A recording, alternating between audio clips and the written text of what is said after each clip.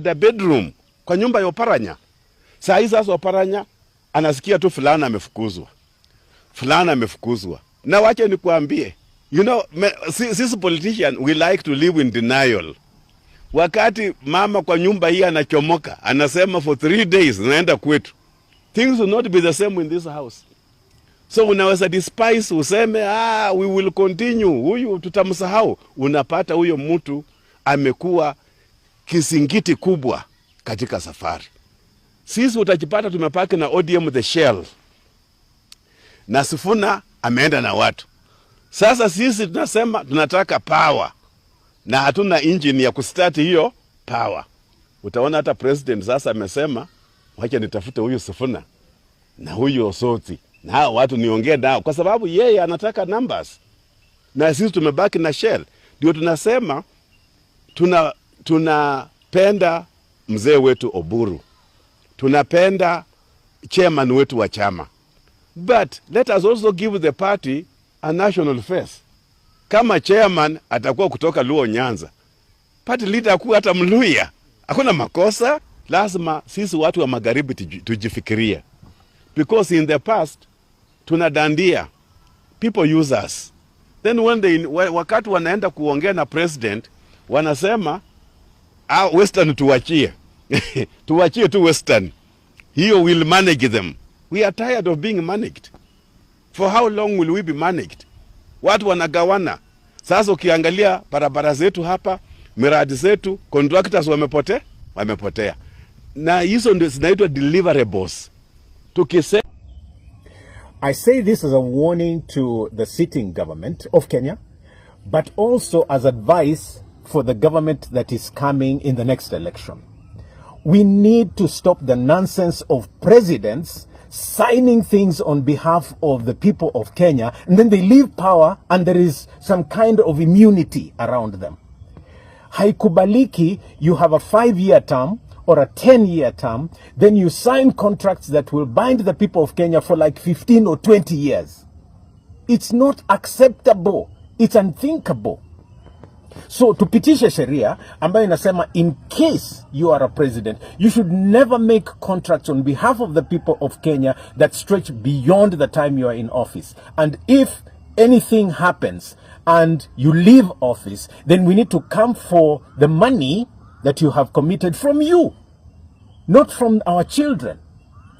You sign contracts, military agreements, you sign business contracts, you sell our assets on behalf of the people. They don't participate. Unalazimisha tu. I think it needs to be a warning to President Ruto and the rest in government today that if anything stretches beyond your time in office, we will come for it. We will come for it. And it better be a warning. Umeuza kampuni, we will undo the contract, but in case there are costs that are incurred, you will pay for it. Hakuna haja ya kusumbua wa Kenya na kuwaweka kwa madeni 15, 20, 30 years. Talanta Stadium costs something like 45B, and then we have to pay in 15 years more than 100 billion. Haikubaliki. It's nonsensical. Hatutakubali kunyanyaswa. No, tumeamka. Something has to be done. We have to do leadership differently this time. Kwa amani. Ya pili, watu yangu, nataka kusema hili, alafu tuingie kipindi ya harambe na sisi wote ile kidogo na kubwa ambayo uko nayo. Tangu juzi wale ambao wanasikiza vyombo vya habari, kuna visanga ambavyo vimefanyika kule Busia za kutamaushwa sana. Yani mama ameenda amejifungua hospitali, amefanywa upasuaji, na baada ya kufanywa upasuaji pesa ya kulipia bili ikakosa. Mama amefungiwa kuanzia last year mwezi wa 8 mpaka juzi. Si mama moja, si wawili, si watatu. Wewe umeenda kwa hospitali, umekosa bili ya shilingi 50,000. Gavana anakufungia hospitali, mtoto anamaliza miezi 8 akiwa hospitali, hata ameshindwa kulipa bili. Hiyo ishindwe mazishindwe. Kwani Kwani roho ya Otuoma ni roho aina gani? Otuoma mwenyewe anaiba pesa ya Busia usiku, asubuhi, mchana, kila siku.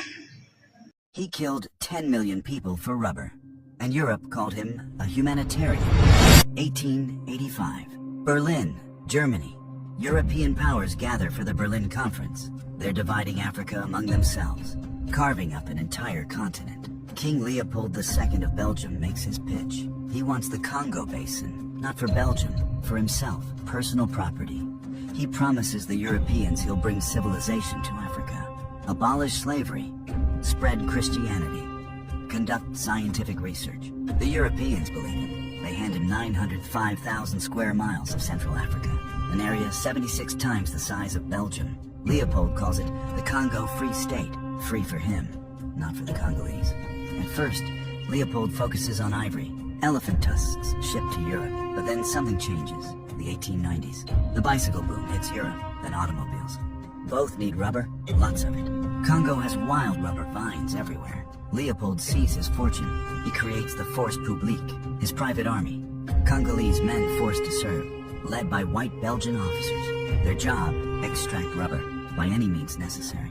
Villages are given quotas. Each village must deliver a certain amount of rubber every month. If they don't meet the quota, soldiers punish the entire village. But Leopold needs proof his soldiers aren't wasting bullets. Bullets are expensive.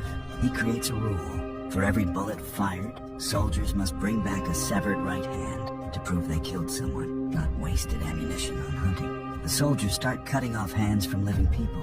It's easier. They can save bullets and still meet their hand quotas. Baskets of severed hands are brought to Belgian officers, proof of work done. Some people survive the amputation. They're left as warnings. Walk through villages with stumps where hands used to be. Children have their hands cut off in front of their parents to terrorize them into working harder. Parents are forced to watch, then forced back to the rubber vines. The Shikot whip becomes the symbol of terror, made from dried hippopotamus hide. It tears flesh off backs with each strike. Men are given 100 lashes for missing quotas. Many die from infections. Women and children are taken hostage, locked in cages, starved, raped, held until the men bring enough rubber. If the men don't return, the hostages are killed. Villages that resist are burned. Everyone inside. Men, women, children, elderly. Massacred. Force Publique soldiers are given bonuses for bringing back more rubber. They use any method. Starvation becomes widespread. Men forced to harvest rubber instead of farming food. Families starve. Disease spreads. No medical care. The population begins to collapse. 10 million people. Some estimates say 15 million. Half of Congo's population dead from murder, starvation, disease, exhaustion, all for rubber. Meanwhile, in Europe, Leopold is celebrated. He builds monuments, grand palaces, the Royal Museum for Central Africa in Brussels, all with blood money. He never sets foot in Congo, rules it from Belgium. He donates to churches, funds public works, poses as a philanthropist, a king who's civilizing Africa. But reports start leaking out. 1900, Edmund Morel, a British journalist, notices something strange.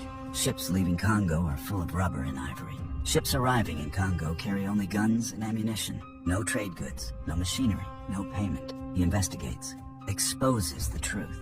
Joseph Conrad, who traveled the Congo River, writes Heart of Darkness, a novel based on the horror he witnessed. Missionaries smuggle out photographs, images of Congolese children with severed hands, mutilated bodies, starving villages. The photos circulate in Europe and America. Public outrage grows. 1908, international pressure forces Leopold to give up Congo. But he doesn't lose it. Belgium buys it from him. He makes a profit.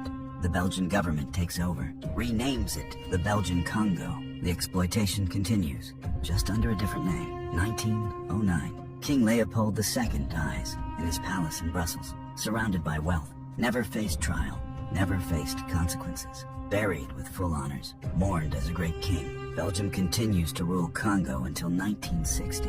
When Congo finally gains independence, it's left devastated. Infrastructure destroyed, population traumatized, economy designed only to extract resources for Belgium. No schools, no hospitals, no roads except those leading to mines. Belgium leaves, takes everything, leaves nothing. For over a century, Belgium denies the genocide, calls it colonial development.